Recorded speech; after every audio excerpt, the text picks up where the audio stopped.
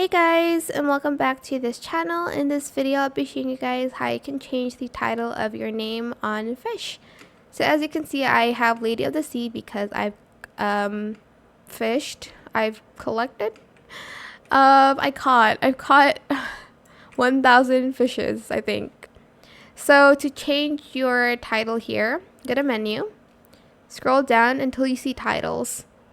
And you'll be able to see a lot of the options here. So just select whichever one you want and then press settings again or press menu again and you'll see it's changed. But I like Lady of the Sea, so I'm just going to change it back. If I can find it. There we go.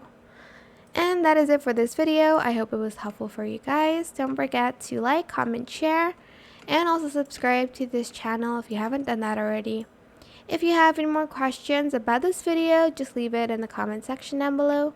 I will try my best to answer them all for you guys. And if you found this video helpful, please click the thanks button as well.